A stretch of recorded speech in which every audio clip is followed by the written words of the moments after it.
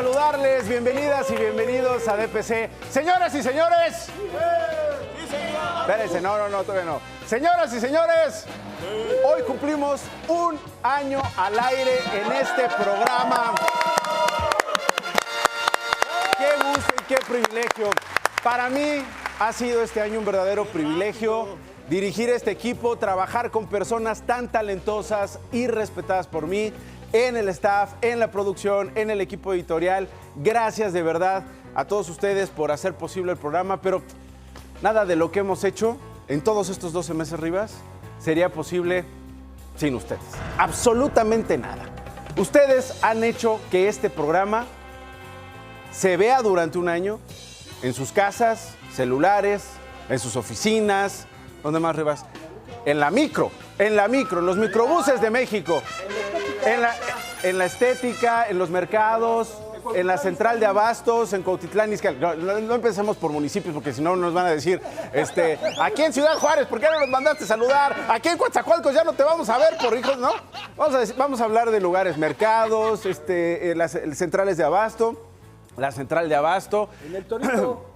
¿Eu? En el Torito. En el Torito, saludos a quienes nos ven. Oye, nos ven desde varias cárceles, ¿eh? Saludos a Santa Marta, saludos al Reclusorio Norte, desde donde nos ven. Reclusorio Norte. Ya dijimos Reclusorio Norte, Mijares, si estás bien, ya te hiciste, vete a checar, ¿no? Es que se pone el tapabocas en las orejas. Entonces, no, oye, también, señora, disculpe. Y decíamos en los micros también, en los micros de México, pero también en los micros de otras partes del mundo. En las peceras de París, por ejemplo. ¡Órale! Ah, no, ahí no hay. En las chalupas. Las chalupas, trajineras, ¿no? Trajineras, Rivas, ponte moderno. Chalupas, dice, no, esas son de Italia. Las góndolas, dice que les dice chalupas a las góndolas de Venecia. Bueno, al rato les vamos a contar lo de nuestro aniversario. Por lo pronto, un primer año, gracias. Y bueno, un primer gracias también de los millones de gracias que siempre les tendré que dar a ustedes, que nos ven y que nos han visto durante este año y años antes en Sale el Sol, y quienes pues desde hace 18 años pues nos estamos hablando, ¿no? En este negocio, en esta profesión, ya sea en periódico, en radio o en televisión, donde nos hemos encontrado a lo largo de estos 18 años, y ahora en Imagen Televisión en este primer año. Así que y vamos por más, Rivas. Así que ya un año y todos nos vemos más jóvenes, menos el niño. Todos nos vemos más jóvenes, menos el niño, que regresó con canas. No sé si vio, señora. A ver, para quienes no te vieron, niño, asómate rápido porque pasa un año y todos rejuvenecemos, menos el niño. Cano, la axilacana, y ahí nos vamos a detener. ¿Qué onda, Rivas? El Benjamin Button de la Cámara 3.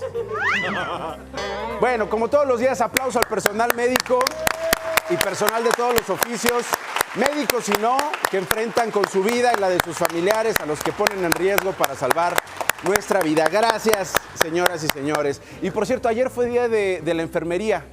Ayer fue día de las enfermeras y de los enfermeros, así que las felicitamos hoy, como es tradición en este programa, un día después. No, es un día después, tú cumples años un día. Hoy? ¿Por qué te felicitaste hoy? No sé, creo que es un asunto institucional, pero si no, mañana nos volvemos a felicitar, Potro. Mañana nos volvemos a felicitar, no pasa nada. Pero ayer fue el día de la enfermería, saludos también a los enfermeros, ¿no? O sea, saludos a los enfermeros, gracias. Es que ayer estaba viendo Día de la Enfermera, Día Internacional de la Enfermera. Yo decía, pues también es de los enfermeros, ¿no? Yo me imagino que sí. Así que Día de la Enfermería, Día Internacional de la Enfermería, es lo que celebramos hoy. Ahora sí, firmes, señoras y señores. ¡Sí, señor! Cabo, hoy no está Cristian, que se levantó malito de gripa. Le dijimos, quédate ahí, hermano. No nos eches a perder la fiesta. Es nuestro primer aniversario. No. Cállate, Arturito. No, por supuesto que no. Se va a poner bien, mi amigo Cristian. Ahí le mandamos fotos. Abrazo. Ahí te mandamos fotos del festejo, mi querido Cristian. Recupera. Amaneció malito de la gripe. Dijimos, no, quédate ahí. Pero bueno, entonces hoy ni al cabo niño ni nada. Así, ¡cabo niño! Presente, señor, muy bien. ¡Quieto! Almirante Potro. Sí, señor, señor. Presente, muy bien. Sí, señor, mira, muy bien, firmes y todo. La nueva normalidad militarizada en este país, ¿no? La nueva normalidad. Ahora hablemos de la nueva normalidad del trabajo. Fíjense, en México hay cerca de 315,000 profesionales de la enfermería. Así que a todas ellas que ayer festejaron el Día Internacional de la Enfermería, muchas felicidades. De hecho, la UNAM calcula que se requiere el doble para esta contingencia. O sea, más de 600,000 se requieren y nada más 315,000, fíjate. Un aplauso y todo nuestro reconocimiento para ellas y ellos, por supuesto. Gracias a ustedes por dar la vida por nosotros, sobre todo en estos días tan difíciles. Sí. Y bueno, señora, señor, si ve una enfermera en la calle, ve un enfermero, apláudele. Apláudale, agradézcale lo que están haciendo por nosotros. Ahora sí, hablemos de México. Hoy les tenemos preparadas varias historias, sobre todo locales, de la realidad estatal y municipal en México. Ahora, en el marco del regreso a la nueva normalidad, muchos países en Europa ya están retomando la nueva normalidad. Ya lo hicieron muchos más hace semanas en Asia. Esta nueva normalidad, como la llaman en el mundo, después de este arranque de 2020, Rivas, tan de la... ¿Cómo lo calificaría, Rivas? Un arranque del 2020 tan de la... Una pesadilla, tan de la pesadilla, vamos a decir, tan de la pesadilla. Y también de eso de que usted acaba de pensar, señora, señor, ahí en su casita, que seguro lo dijo. Sí, es un arranque difícil en este 2020. Y entre las consecuencias que traerá este arranque de 2020, sí, por supuesto, está el tema de salud, es lo más importante, el tema de las vidas perdidas, que es para mí lo más importante, el tema de la salud, el tema de la vida. Pero pues no hay negocio, empresa, moneda que deje de decir en muchos casos, en otros no, en muchos casos que es lo más importante. Para mí, sin embargo, pues sea, llámese empresa, llámese economía, llámese tipo de cambio, llámese valor de petróleo, llámese cotizaciones en bolsa, nada de eso es más importante que la salud y la vida de usted y de la mía. Sin embargo, no todos piensan como uno en el mundo. Y las grandes marcas, hay algunos empresarios, algunos restauranteros en México, muchos del sector turismo, de los casinos, maquiladoras, fábricas, quieren ya regresar porque no quieren seguir perdiendo dinero.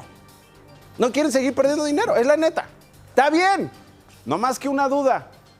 ¿Y quiénes son los que van a arriesgar su vida y salud a cambio de que regresen sus ganancias? Como siempre, los trabajadores, ¿no? Los mismos a los que corrieron en estos meses, a los que les bajaron el sueldo en estos meses, o a los que amenazaron con seguir yendo a trabajar o si no perdían el empleo, ¿sí o no? ¿Cuántos casos de aquí no supimos de familiares que los amenazaban así en las empresas? Decían, no quieres venir, pues te vas. Claro que hay excepciones y hemos visto empresas sensibles y solidarias con sus trabajadores en estas semanas difíciles, que han hecho de todo para que sus trabajadores estén bien, pero sabemos que muchas no son así. Y con el pretexto de los empleos perdidos y la desaceleración económica que en este país se va a traducir en un decrecimiento que se calcula en promedio en 7%, pues exigen volver sí o sí. Porque dicen, no hacerlo cobraría más vidas. Si no reactivamos la economía, si no regresamos, se perderían más vidas, ¿no? Porque sin trabajo, sin un sueldo, con el desempleo se perderían más vidas, dicen los que ya quieren regresar porque ya quieren ver sus ganancias. Como si ellos fueran los que regresaran a trabajar y ellos, fíjate, los acá, sean los que tengan el contacto en el transporte público, en la calle. O sea, como si ellos, los que ya quieren regresar porque no quieren pérdidas, los acá, ¿no? Los dueños de este chiste, ya quieren regresar. Y como si ellos se arriesgaran todos los días a salir a trabajar en las calles y a agravarse con los contagios. No, ellos quieren salvar a la economía bien guardaditos en sus oficinas lujosas, con la tranquilidad que da un seguro de gastos médicos mayores y el dinero en la bolsa. Porque este es un país desigual, donde muy pocos ganan mucho y muchos, todos los demás, ganan muy poco, ¿no? Pues sabiendo esto, la CEPAL, que es, por favor, niño, ¿qué es la CEPAL? La Comisión Económica para América Latina. Muy bien, niño. La Comisión Económica para América Latina, exactamente, es una organización que depende de la ONU, de la Organización de Naciones Unidas, es decir, es financiada por los países y que a veces cae bien a los gobiernos, depende qué diga de ellos, y a veces cae mal. Y resulta que es un órgano financiado, a veces dicen los gobiernos financiado por nosotros, por el bien de nosotros, y otros gobiernos cuando los critica la CEPAL, no, pues financiados más bien por gobiernos golpistas como el gobierno estadounidense, que financia la CEPAL para andarnos dando en la torre todo el tiempo. Bueno, la CEPAL, este dual espíritu de la CEPAL, alertó que la crisis derivada de la pandemia del coronavirus, SARS-CoV-2, dejará en la región a más personas en condiciones de pobreza y pobreza extrema. En la región me refiero a la región de América Latina. Sí, después de esto habrá más pobres. Sobre México, la CEPAL dijo que será uno de los países que más se cargará el payaso. Así, digamos para resumirlo. Imagínense que el payaso cargará a muchos países, ¿no? Pero a México se lo cargará especialmente. O sea, se lo va a cargar con un cariño el payaso, así como sale en la foto. Miren, un cariño. O sea, es más, le va a hacer así, mira. Lo va a arrullar, el payaso a México lo va a cargar. Lo va a volar por los aires, ¿no? Le dará vueltas, ¿no? Como si fuera pizza, el payaso a México, ¿no? Si de por sí ya nos iba de la... ¿Cómo era? ¿De la pesadilla? Si de por sí ya nos iba de la pesadilla, pues ahora nos va a ir peor. Si de por sí ya había pobreza, desigualdad, que eran nuestros demonios, ahora serán los demonios de la nueva normalidad, que ya era la normalidad para los gobiernos pasados en México. Así, a los del norte del país, que estaban mal, les irá mal. Pero a los del sur, que estaban mucho peor, les irá mucho peor. Imagínense, ¿no? Según la secretaria ejecutiva de la CEPAL, Alicia Bárcena, en México 47% de la población estará en condiciones de pobreza, lo que implica un aumento de 5.9 puntos porcentuales respecto al año pasado. Más pobres, cuando el porcentaje el año pasado era de 41%.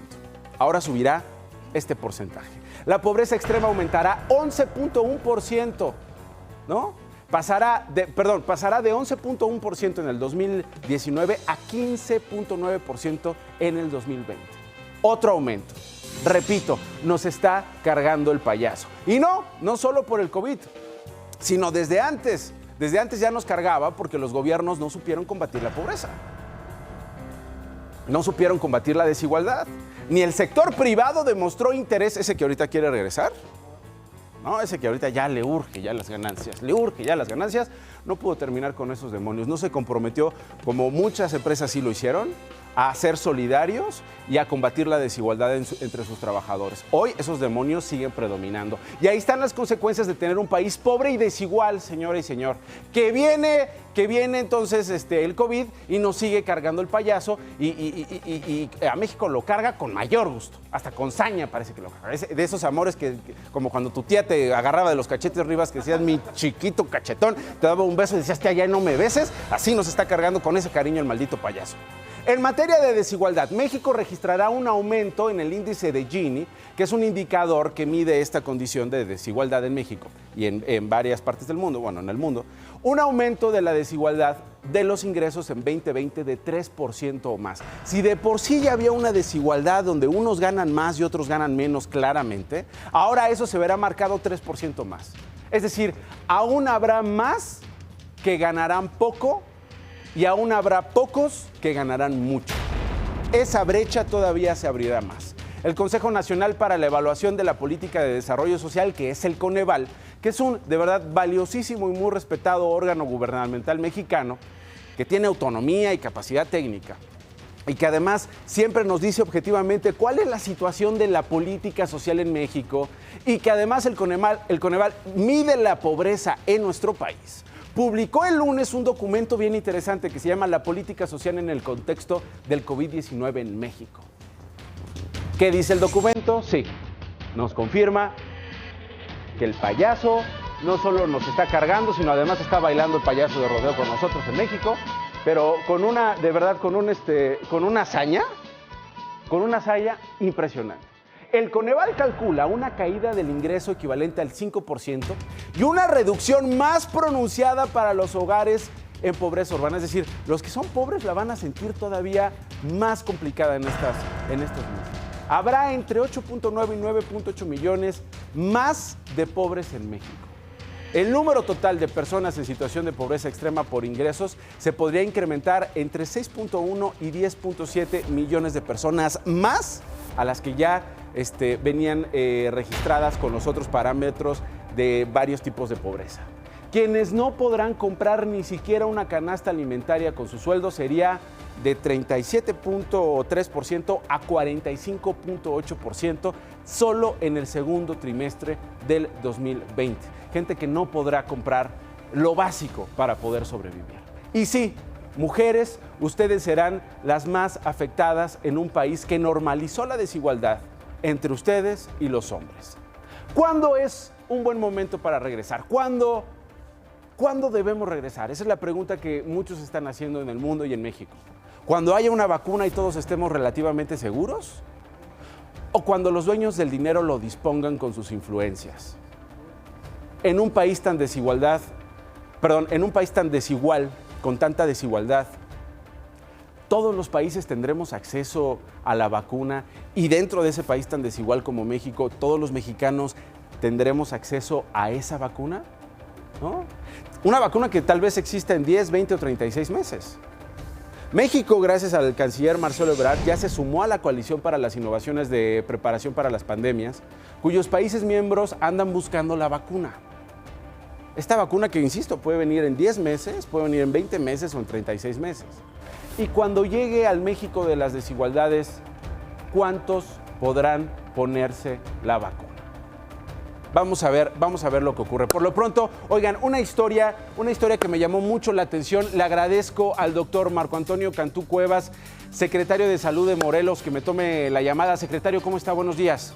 Muy buenos días, Ignacio. Saludos a ti y a tu amable auditorio. Muchas gracias. Muchísimas gracias. Oiga, preguntarle qué fue lo que pasó en el hospital de Zacatepec. Sabemos que este hospital perteneciente al Instituto Mexicano del Seguro Social cometió una cosa abominable, secretario. Yo no sé si usted esté de acuerdo conmigo. Confundió el cuerpo de 2 pacientes que fallecieron de COVID y se lo entregaron a familias distintas.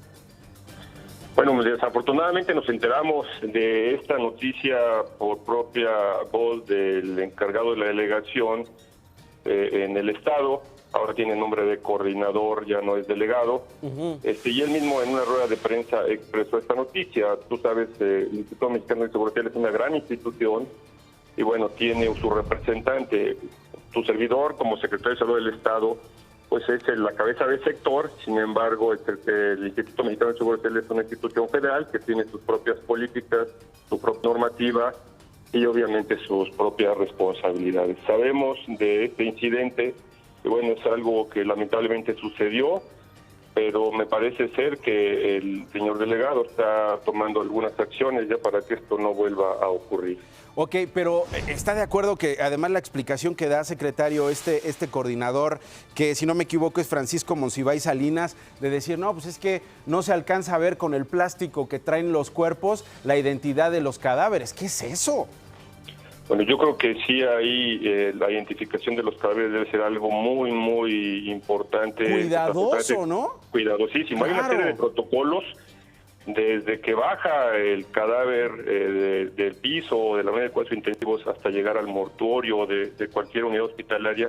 Lleva un protocolo. Una vez ahí se vuelve a verificar la identificación tanto en documentos como físicamente. Desafortunadamente con esta pandemia del COVID hay una serie de variables en todos sentidos, y por supuesto que las medidas deben ser más extremas para la verificación de los cuerpos. Los familiares también tienen la obligación de verificar la identidad del cuerpo. Desafortunadamente, como en las bolsas, que la norma así lo marca, deben ser oscuras, seguramente dificultó la identificación. Pero en primer lugar, las autoridades que han manejado el cuerpo en las últimas horas y que lo entregan. ¿Está de acuerdo? Esto ocurrió, decíamos, en el municipio indígena de Xochocotla. Es correcto, ¿verdad? Ahí es en donde una de las familias vivía en este municipio y la otra familia en el municipio de Tlaltizapan o Tlatizapán.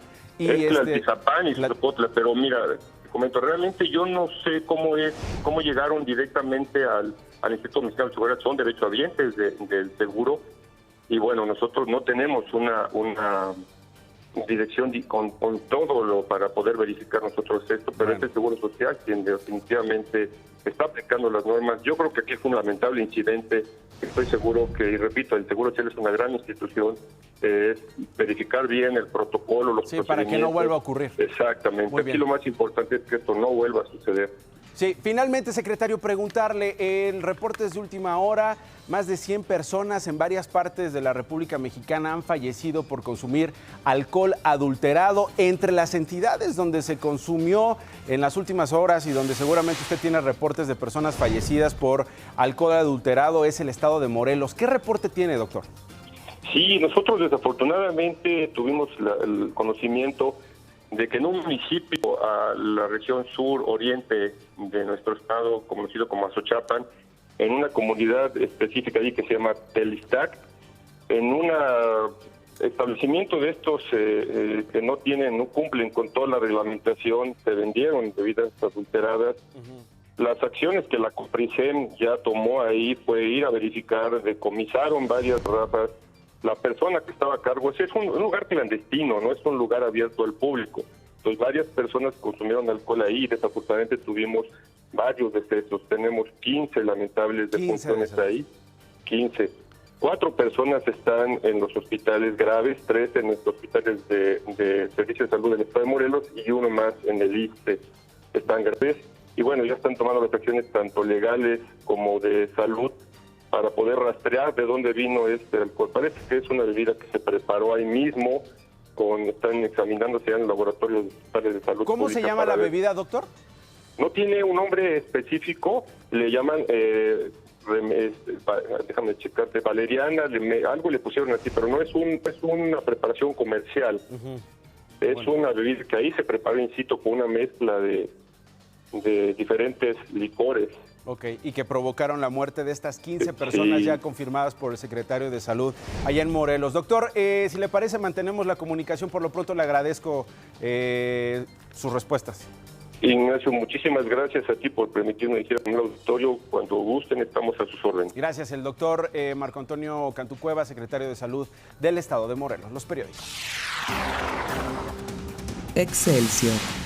Descartan estados volver a las aulas. Concluirán ciclo de forma virtual entidades como Jalisco, Tamaulipas, Puebla y Baja California. No regresarán a clases el 1 de junio para no exponer a los menores. Reforma. Tiene 4T agencias favoritas, arrenda Secretaría de Hacienda y Crédito Público, 6,500 autos, rentan camiones, camionetas blindadas y compran patrullas en asignación directa. Milenio. Impacta al Pentágono freno industrial en 11 entidades mexicanas. Reactivación. El gobierno incorporó a las industrias de construcción, fabricación de equipo de transporte y minería a la lista de actividades esenciales para la economía. El Financiero. Se perdieron 753,000 empleos en mes y medio. Expertos. Al final del año podrían llegar al millón la caída de plazas, turismo, sangría de 500,000 millones de pesos en 6 semanas por el coronavirus. The Washington Post. Altos funcionarios de salud advierten sobre la reapertura de los peligros. Fauci y otros contradicen a Trump. Moverse demasiado pronto corre el riesgo de un brote amplio, dicen. The Times. El mercado inmobiliario comenzó. Los compradores reciben autorización para visitar propiedades. Alivio para cientos de miles. Más confusión sobre las reglas de distanciamiento social. El País. España impone una cuarentena de 14 días a quien llegue del exterior. La lucha contra el coronavirus. Bruselas propone reabrir las fronteras en 3 fases.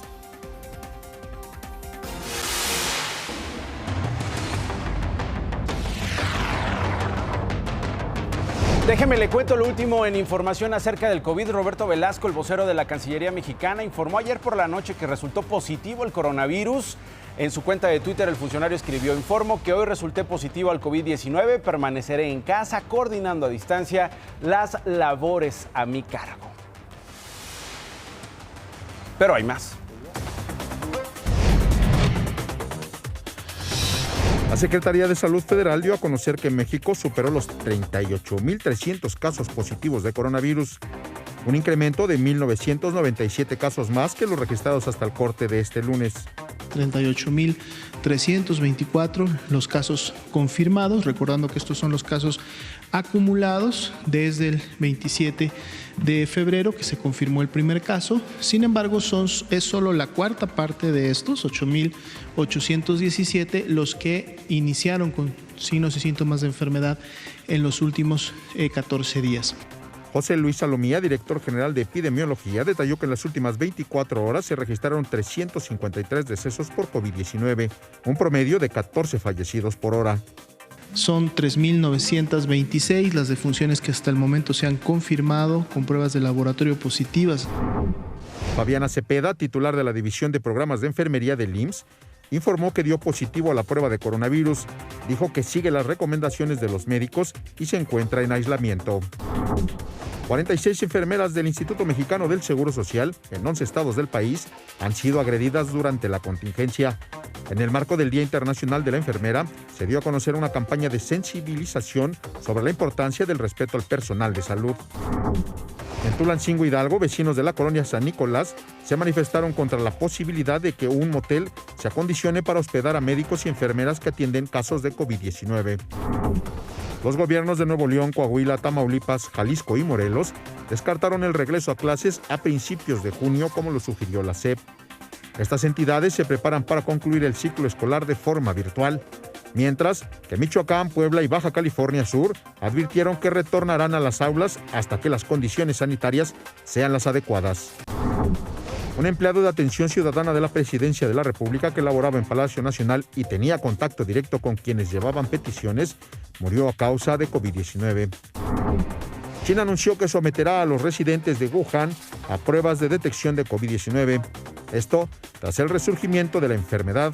Alrededor de 14 millones de personas serán evaluadas.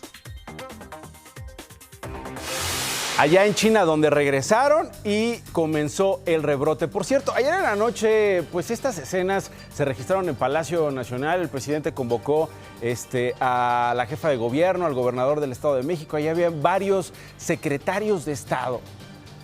Pues, perdón, pero ¿qué hacía tanta gente reunida en Palacio Nacional? Pues no se supone que no pueden haber tantos. Súmele a esto los periodistas, los colegas que cubren todos los días la fuente de Palacio Nacional. Ahí estaban tan cerca. El único que traía cubrebocas era Alfredo del Mazo, el gobernador del Estado de México. Y de ahí en fuera, híjole, ¿no? Tenemos a los que están tomando decisiones en medio de esta crisis, arriesgándolos a un contagio. Sobre todo después de que nos enteramos el día de ayer que falleció un funcionario de Presidencia de la República debido a COVID-19, ¿no? Es el único que traía cubrebocas. Ayer era el gobernador Alfredo del Mazo. Hoy también entiendo que tiene varios eventos. ¿Qué nombre le pondrían a esta imagen, no? O sea, el doctor Gatell allá muy lejos, ¿no? El secretario de la Defensa Nacional viendo también de lejitos y todos los demás cerca, ¿no? En fin, allá está el asunto. Póngale nombre a la imagen y con muchísimo gusto lo reproducimos aquí, gracias a sus mensajes de redes sociales. Algunas administraciones locales ya se preparan para el regreso a la nueva normalidad. Mire. Hoy, el presidente Andrés Manuel López Obrador presenta el plan de regreso a la nueva normalidad, que entrará en vigor una vez que se termine la Jornada Nacional de Sana Distancia para reducir el número de contagios de COVID-19. Sin embargo, en algunos estados y municipios ya se adelantaron. En Jalisco, se plantea reactivar la economía la próxima semana de forma gradual, con estrictos protocolos de salubridad. Estamos claros que tenemos condiciones para que el día 18, es decir, de este lunes que viene, en 8 días, podamos, si las cosas siguen dentro de lo que hemos visto que está haciendo el comportamiento del virus, podemos iniciar lo que se va a llamar la fase 0, que es la etapa de preparación para la reactivación. En Sonora, el regreso a la normalidad se daría entre el 16 y el 22 de mayo. Los ciudadanos deberán tener madurez y priorizar el autocuidado para evitar formar parte de las estadísticas. No hay soluciones fáciles a un problema tan complejo como el que enfrentamos. En Coahuila regresarán a sus actividades paulatinamente en los siguientes días. Estamos trabajando con los subcomités, este es el segundo subcomité con el que me reúno, para evaluar y analizar la reapertura económica. En Nuevo León, el alcalde de San Pedro Garza García, Miguel Treviño, anunció que la próxima semana reactivará las actividades en negocios no esenciales. Nosotros en San Pedro Garza García, Nuevo León, definimos como la etapa 1, la que inicia a partir de la próxima semana. Estamos por definir el día exacto y lo estamos haciendo en consistencia con el decreto federal. Una de las propuestas para reiniciar es un semáforo que ubicará las zonas con mayor riesgo. La idea fue planteada por el canciller Marcelo Ebrard y el mecanismo consiste en poner el verde a las zonas con menos problemas de contagio, amarillo los que tienen algunos signos de alerta y en rojo los sitios que presentan mayor riesgo a la población. El 6 de mayo, la Asociación de Manufactureros de Equipos y Motores Estadounidenses solicitó al gobierno mexicano considerar a la industria automotriz como esencial para abrir lo más pronto posible. Volkswagen de México, con sede en Puebla y Guanajuato, anunció que reabrirá el 1 de junio para garantizar la cadena de suministros. En Estados Unidos de América, Antonio Fauci, principal consejero médico del gobierno de Donald Trump, señaló que reabrir el país provocaría más muertes. Integrantes del Gabinete Federal encabezados por los secretarios de Salud, Educación, la secretaria de Gobernación, el de Hacienda, la de Trabajo, el de Relaciones Exteriores y la de Economía anticiparon a 31 gobernadores algunas acciones que incluirá el plan de regreso a la nueva normalidad que hoy anunciará o que ha comenzado a anunciar ya desde Palacio Nacional el presidente Andrés Manuel López Obrador. Lo ha hecho desde el día de ayer. Ayer en la tarde-noche se le preguntó al doctor Hugo López-Gatell, los colegas le preguntaron sobre este regreso. Dijo, nos lo guardamos para mañana que el presidente lo anuncie y que se pondría en marcha a partir de este 17 de mayo, es decir, en unos días. En primer lugar, en las regiones donde no se han registrado casos o han sido mínimos de coronavirus. El mandatario de Michoacán, Silvano Aureoles, el gobernador, participó en la reunión virtual junto con los demás gobernadores, le decía yo, que también estuvieron con parte del gabinete federal. Ayer por la tarde se reunió el Consejo de Salubridad General, aprobó 4 medidas para reanudar actividades una vez que concluya la Jornada Nacional de Sana Distancia. La primera se va a incorporar a la lista de actividades esenciales con la construcción, minería y fabricación de equipo de transporte. La segunda, se liberarán restricciones para actividades escolares y laborales en municipios sin contagio. Y la tercera, todas las empresas y establecimientos aplicarán medidas sanitarias de manera obligatoria en un entorno laboral. Y finalmente la cuarta, a partir del 1 de junio, la Secretaría de Salud definirá un semáforo semanal para cada entidad federativa.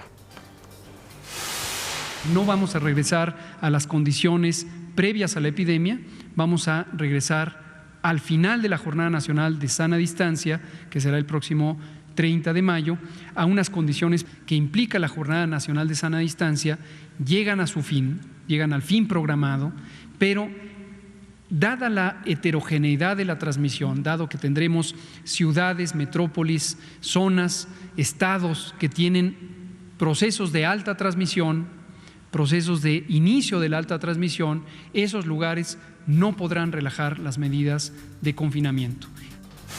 Y mientras aquí nos ponemos de acuerdo entre cómo vamos a regresar a la nueva normalidad y cómo vamos a evitar los contagios, cómo vamos a evitar que estas cosas se salgan de control, los especialistas en que las cosas se salgan de control, los Spring Breakers, ya están listos para regresar a las playas mexicanas. Miren. ¿La fiesta debe continuar?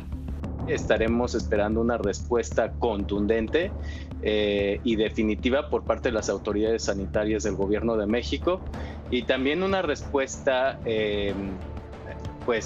a seguir y acatar las recomendaciones sanitarias y ponerlas, digamos que por encima de cualquier otro interés, incluso el económico. Por la situación que estamos pasando a nivel mundial, sí se pospuso, solo se pospuso, no se cancela.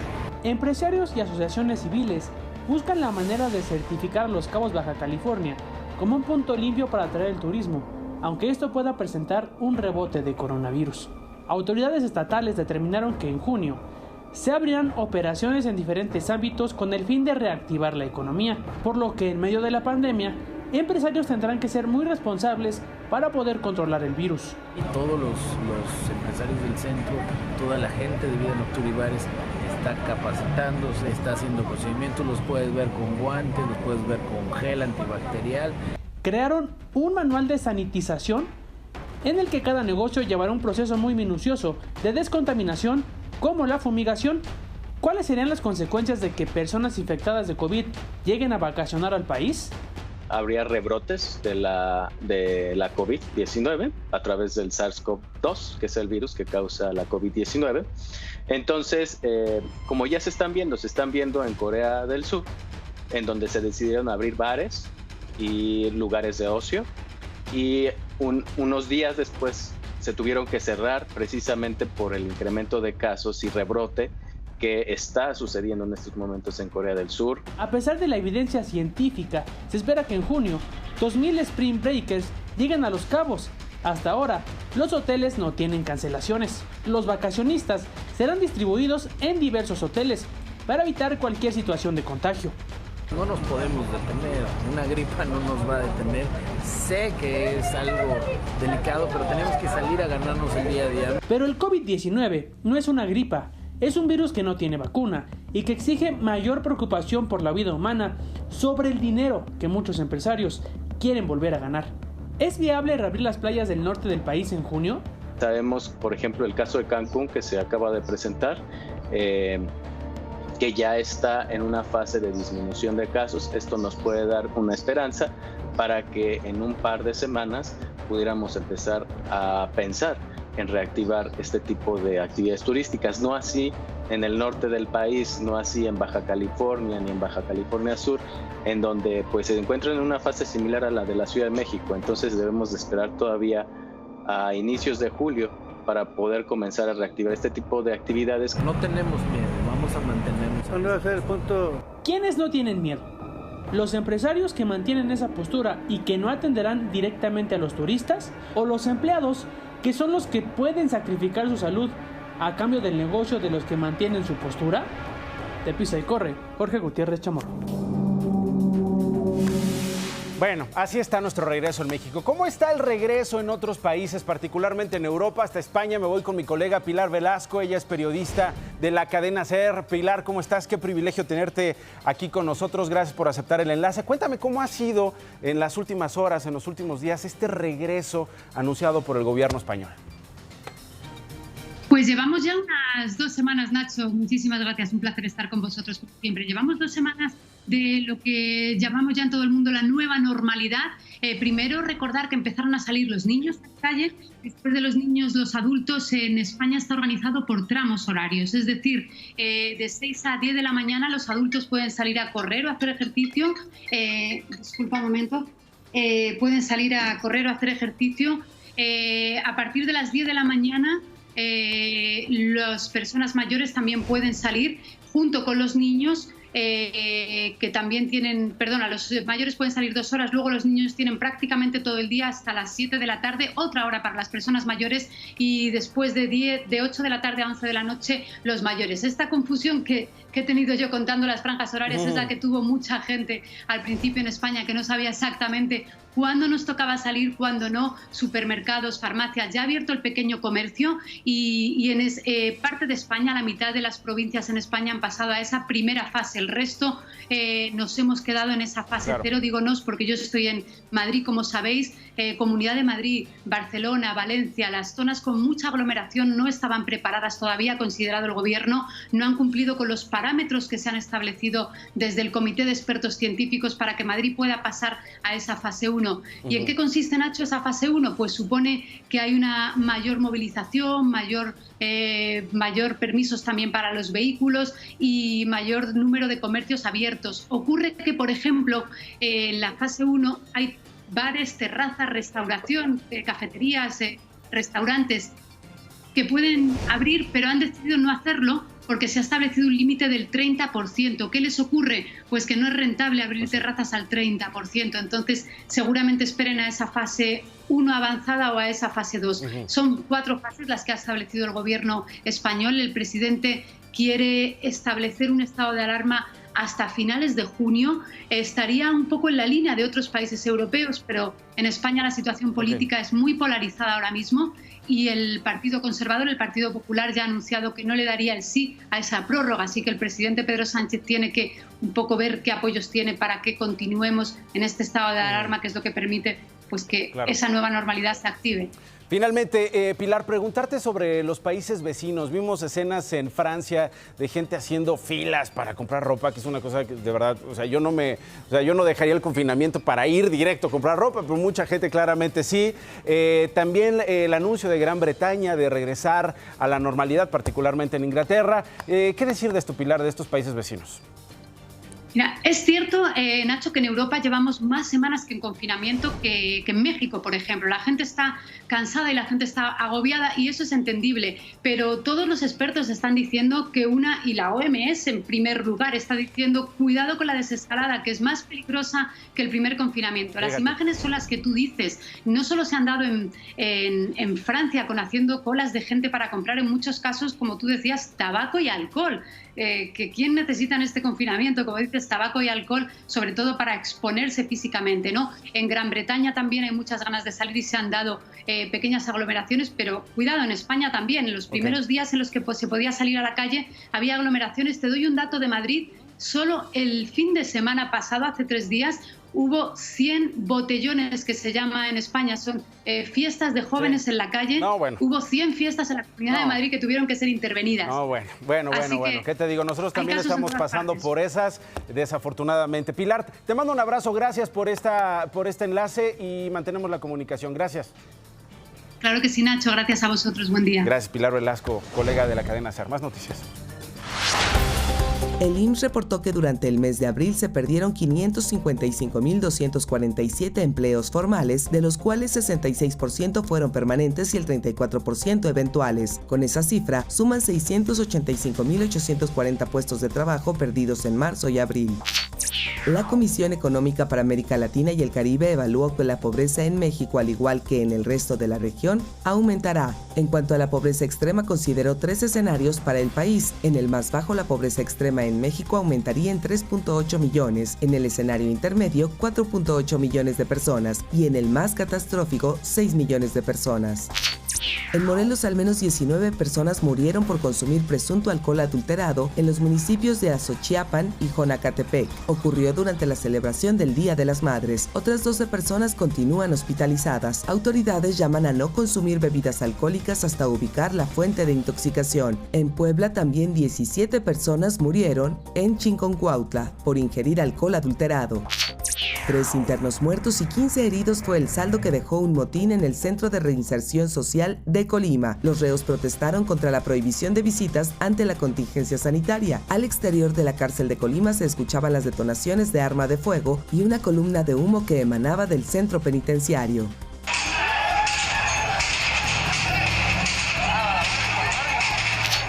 Conatos de violencia se registraron en el penal de Huitzilcingo en Chalco, Estado de México. Una riña al interior del módulo 5 dejó 4 internos lesionados. Al exterior del Cerezo, familiares de los internos rompieron las vallas e intentaron ingresar al penal, lo que ocasionó un enfrentamiento con la policía.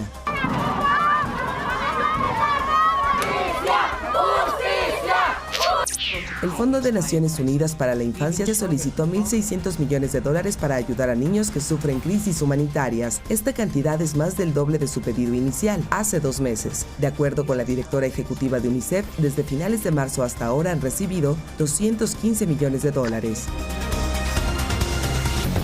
Pausa.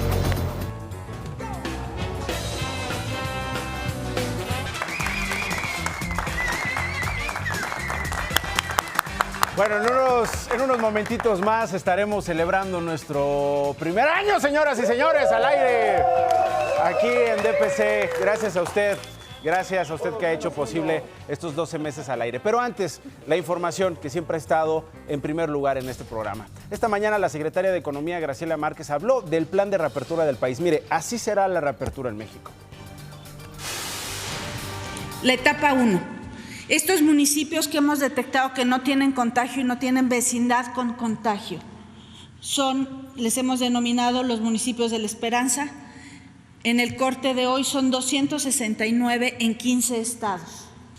La segunda etapa es etapa de preparación, donde vamos a dar a conocer los lineamientos, los protocolos que se tiene que seguir para garantizar la salud, para garantizar un reinicio seguro de las actividades. La Secretaría de Salud anunciará semanalmente qué estado está en qué color.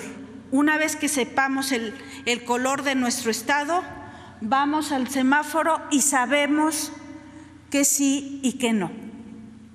Esta es, pues, un plan de reapertura donde arrancaremos el 1 de junio. Mientras tanto, tendremos una etapa de preparación y ampliaremos a partir del día 18 de mayo las actividades esenciales con construcción, con minería y con fabricación de transporte. Y nuevamente estábamos viendo por lo menos 7, 8, 9 funcionarios públicos junto al presidente de la República. Pues por más que guardando la sana distancia y con el antecedente, decíamos, del fallecimiento de un funcionario de Presidencia de la República, híjole, llama la atención que no extremen precauciones cuando le estamos pidiendo a los mexicanos y a las mexicanas que extremen precauciones. Más noticias. El presidente Andrés Manuel López Obrador presentó esta mañana el plan de reactivación económica que se llevará a cabo para restablecer las actividades financieras del país ante el brote del COVID-19. Pidió a los medios de comunicación ayuda en difundirlo. Vamos a estar constantemente informando, que todos nos aprendamos de memoria este plan, que se conozca ampliamente, pedirle a los medios de información que nos ayuden a divulgar este plan. La información es fundamental. La Comisión Nacional de los Derechos Humanos se pronunció contra el decreto que establece que las Fuerzas Armadas volverán a realizar oficialmente tareas de seguridad pública en el país. La CNDH consideró que hay indefinición jurídica, que es insuficiente el decreto cuando señala que la participación será regulada, fiscalizada, subordinada y complementaria con la Guardia Nacional. Advierte que esa indefinición es preocupante porque podría establecer un esquema permanente de participación de las Fuerzas Armadas en funciones de seguridad pública. Más de un centenar de personas bloquearon la carretera Toluca-Zitácuaro e incendiaron una carroza tras acusar a los tripulantes de intentar levantar a 2 menores de edad en la comunidad de El Fresno Nichi. El cierre se registró en el kilómetro 37. La gente volteó la unidad de la funeraria Memorial Metepec y prendieron fuego. Autoridades de la UNAM informaron que recuperaron las instalaciones de la Prepa 8 tras varios meses de paro. Acompañadas por personal de la Defensoría de los Derechos Universitarios, realizaron un recorrido por el interior del plantel para verificar el estado del inmueble. El grupo yihadista Estado Islámico reivindicó el atentado suicida penetrado contra los asistentes al funeral de un comandante de la policía en el que murieron 24 personas y 68 resultaron heridas. Y le decíamos al principio del programa, hoy cumplimos 1 año al aire. Hace un año, el 13 de mayo de 2019, justo a las 8 de la mañana, Imagen Televisión vio nacer un nuevo proyecto, surgido del objetivo de llevar la información más relevante de lo que ocurre en México y el mundo hasta sus pantallas. Bienvenidas y bienvenidos al primer programa de Pisa y Corre, que para ir abreviando el asunto, llamaremos a partir de ahora DPC. Si les parece bien, hermanas y hermanos del staff, DPC, pues de Pisa y Corre. Un año después, queremos decirles gracias a todos los que cada mañana nos brindan su confianza y nos dejan ser su voz. A nuestros invitados, quienes sin importar la hora o la distancia, nos ayudan a estar actualizados respecto a los temas que aquí abordamos. Tengo un novio y mi novio es mi novio de la facultad y nos encontramos por Facebook. ¡Cállate! Sí. ¡Cállate! ¿Soy yo ese ladrón? Sí, Nacho Lozano paga cañón. ¡Paga cañón! La verdad es que yo originalmente era como de estas personas molestas, así como evangelizadora, pero de las finanzas. 263 programas, 240 monólogos. El problema no es que haya leyes, sino que no se cumplan. Qué bueno que les encanta el programa y que no se quejan. 270 pilones, 240 entrevistas, decenas de profesionales de Imagen Noticias, producción y staff, arriba de 14,000 minutos de transmisión. Habló sobre los atentados ocurridos en la Unión Americana.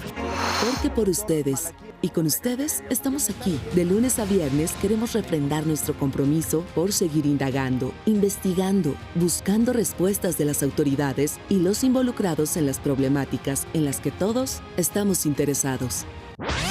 Gracias a ustedes por el primer aniversario de Pisa y Corre. Exactamente. Gracias a ustedes, sin su preferencia, todas las mañanas a las 8 de la mañana, estos 12 meses no serían posibles.